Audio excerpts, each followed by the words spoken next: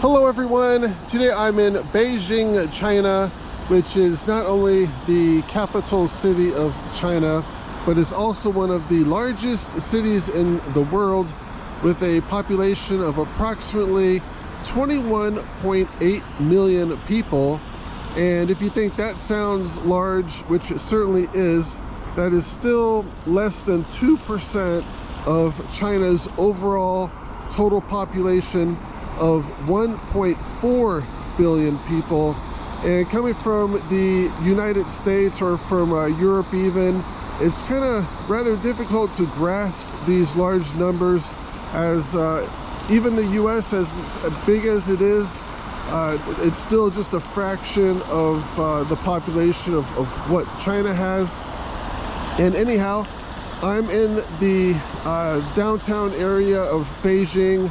Directly ahead is the Hyatt Hotel, and that is this hotel is built around the malls of the Orient, and this mall spans this entire block here, all the way down to the next street, which you can't really see very well, but it is just a massive shopping center, and it goes all the way down to the end of this street.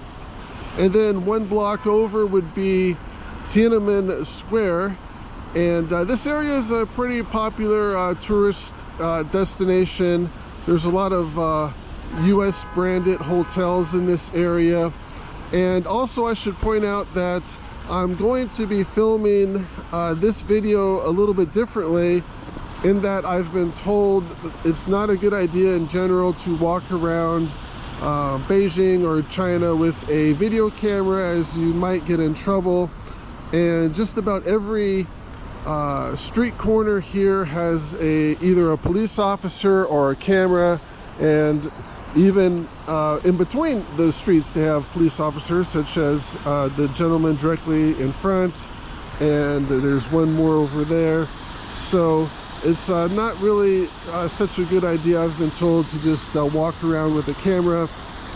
And what I've been doing is just kind of hanging off to the side and making short video clips, and then just using those for the video on Beijing. So far that has worked pretty well, haven't had any problems. And those would be just one set of cameras directly ahead that they have, and those are pretty much everywhere. So if they want to keep track of someone, they certainly have the capability to do so. There's more cameras and whatnot. But I've also been told that as a tourist in general, they're not interested in what you do. It's more for their own citizens who they want to keep watch on. And anyhow, let's continue on and go explore the rest of Beijing. And here's a map of where Beijing, China is located, with Korea and Japan to the east, India and Pakistan to the west, and Russia and Mongolia to the north. And there are a few things that I would like to point out about my trip to Beijing that surprised me. First, overall, Beijing is a fairly modern and prosperous city, even by Western standards, with a newer subway system, airport, public transit, and lots of nice, wide, tree-lined streets with both bike lanes and sidewalks. Overall, the quality of life is much higher than I thought it would be. Yes, there are older parts of Beijing, too, that have rather narrow roads, which can get easily congested with both cars, bicycles, and pedestrians. But I found most of the major streets and almost all of the newer developments will have the nicer drives with bicycle lanes, sidewalks, and shade trees, which is very well thought out. I was not expecting that here in Beijing. I just didn't see the levels of poverty that I've seen in the United States, and everything else that goes along with it, such as the blight, homelessness, and drug use. Though there are still some of the older and poorer parts of town, even then they didn't seem as bad for such a large city and certainly nothing like what you see in the United States. Things are so controlled here, with either a police officer or camera on nearly every street corner, that I don't think a drug dealer or drug user would go unnoticed for very long. And in China, the penalties for drug dealing and drug use are very severe, so they just don't seem to have that problem in Beijing or probably even the rest of China. As for homelessness, I've actually asked several people here that question, even one of the tour guides that I had at the former emperor's palace, and the common answer I've been getting is that the homeless in Beijing are simply sent back home and wherever home happens to be. At first, this answer really didn't make much sense to me, and I thought it could be possibly a translation problem. I mean, a person wouldn't even be called homeless to begin with if they had a home, right? However, thinking this through a little further, I guess you could say that everyone has to come from somewhere. So the way I understand the answer to this question is that whoever happens to be homeless is likely to be sent back wherever that somewhere happens to be, and then at that point they are given housing there, as well as help with employment and whatnot.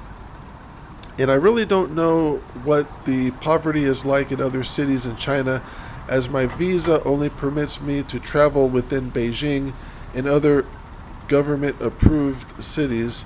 So I guess you could say tourists are only seeing what the government wants them to see, and that things are rather controlled here, which they are, but I'm still a bit impressed that a large city such as Beijing doesn't seem to have many of the same problems American cities have with the poverty, drugs, and crime, and everything else that goes along with that. And I guess you could say the results are a mixed bag of both good and bad. Yes, there is still likely deep poverty here in China. As a tourist, you just won't see it, as the unemployed and poor have been relocated somewhere else in the country that you as a tourist do not have access to. What you do see is one of China's model cities, which I have to admit on appearance is rather nice overall. And Beijing appears to be a relatively prosperous city. It's rather unusual to see someone completely unkept or homeless in appearance, and items such as smartphones are very common here, even for people using the subway system, which might imply, though they may not own a car, most subway riders, however, own a smartphone. It might even be said there is a higher percentage of cell phone users here in Beijing than in Western countries, which is saying quite a bit. As we all know, smartphones are very popular in both the United States as well as in Europe. And though the public may not have access to websites such as YouTube or Facebook in China, they do have their own versions of such social media, which of course have to be government approved as well as government monitored. So I guess you can say, though the Chinese might not have the same freedoms, however, economically, at least here in Beijing, they do have similar lifestyles built around both smartphones as well as the internet. And something else that both the West and residents in Beijing have in common is a passion for shopping. And here in Beijing, shopping malls, which are nearly extinct in the United States, are rather popular here. The malls I visited in Beijing are very similar to the old-style American malls in the United States, and many have the same clothing stores, such as, say, a Levi's or the Gap store, and the same kinds of fast food restaurants, such as a McDonald's or KFC, just to name a few American franchises. However, prices in Beijing for basic goods are a bit higher than I was expecting. Items such as clothing or, say, travel items like a suitcase are probably cheaper at your local Walmart, assuming that you're traveling from the US, than they are here in Beijing, even at what would be a cheaper outlet mall in Beijing. I have still found prices to be a little bit on the high side. For example, the cheapest suitcase I could find, such as for a carry-on luggage, was about $75, which may not seem excessive, but considering that the suitcase is probably made here in China, is really not that cheap either. And compared to other neighboring countries such as India, where the same suitcase might sell for maybe $30 to $40, the prices here in Beijing are a bit expensive, you could say. And also for basic clothing, that's also a bit more expensive here than I thought it would be. For example, a simple white collared shirt is about $19 to $20 here, and a similar shirt back home at, say, Walmart might be maybe $17 to $18. And again, these prices aren't that excessive, but I was just expecting more bargains, being we're at the source where many of these products are being manufactured. And while other everyday items such as food are mostly cheaper in China, there are some exceptions, such as dairy products, which I estimate are about 50% higher than in most parts of the US. And also the kinds of cars people drive surprised me. I was expecting Beijing to be more like India with lots of tuk-tuks and other older style vehicles, but again, it's nothing like that at all. In fact, it's a little out of the ordinary to see a car much older than, say, 10 years old here. And it's not just the Chinese name brand cars people are driving. It's pretty similar to most other major cities in the US, and it's not unusual to see European or other foreign brand autos here, such as Toyota and Honda. Though one type of car I have not seen much of are American-style pickup trucks, such as the Fords and Chevys, or just even American cars in general. One reason for that could be the relatively high gas prices, which are about $4 per gallon here in Beijing.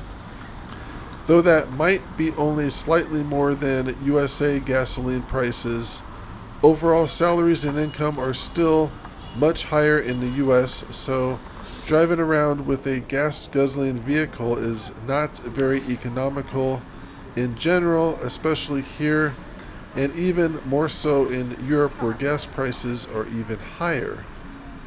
And there could be other reasons for the lack of popularity for pickup trucks and bigger vehicles in general, such as people living in bigger cities such as Beijing probably don't have as much of a need for a pickup truck like they do in suburban settings where more people have houses and yards, such as in the United States.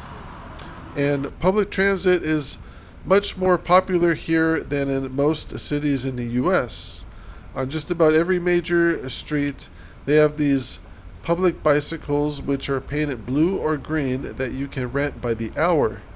However, when I tried to rent one, the app that the QR code on the bicycle asks you to download does ask for a China-based phone number, so I have been unable to rent a bicycle here just yet, but I plan to ask someone at my hotel for assistance with this. Otherwise, taking public transit here in Beijing, such as the subway, is fairly cheap and easy, with a typical one-way fare costing only about 75 cents. And I have found the subway services most parts of the city, and in the week that I've been here, I really have not needed a car or even needed to take a taxi cab, as the subway pretty much went everywhere that I have needed to go. Hello everyone, today I'm at the Beijing International Hotel, which of course is located in downtown Beijing. And we are really close to everything here. Lots of shopping, restaurants, and also just down the street is the Tiananmen Square. And since it is China, there's basically police on every corner, and they really don't like cameras too much, so I don't want to venture too far over that way. And they also have the army people out, which they really don't like cameras. But anyhow, let's go check out the International Hotel. And this is the main hotel lobby area. And they also have a steak restaurant on the top floor. I have not been to that. It sounds pretty nice and also pretty expensive, but I'll have to check that out when I have time. For food, I've been usually just going to the mall just right next to the hotel. It's about maybe a block away, and they have a pretty large food court in there with pretty much every franchised American food restaurant, McDonald's and Pizza Hut and all kinds of other fast food places. And this is the inside of my room. And this room has a few extras over most ordinary hotels, such as in the bathroom. It has a computerized toilet, and when you walk close enough to the commode, it has a sensor on it where it'll pop the lid like that. So I guess you could call it a smart toilet, perhaps. However, that does get a little annoying every time you walk by it. If you don't use it, it does all that. And it also has a bidet and whatnot if you're into that. Anyhow, this is the rest of the room. One king bed, and it looks like they just kind of put two twin beds together, which is not a big deal, is fine with me.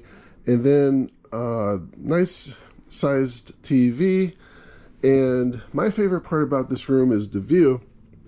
And we got a pretty nice view from up here on near the top floor. And also I purchased this room through Priceline, and I got a pretty good deal on it. It was only $120 per night after all the taxes and fees, which I think for this location, downtown Beijing, I think this is a fairly good deal.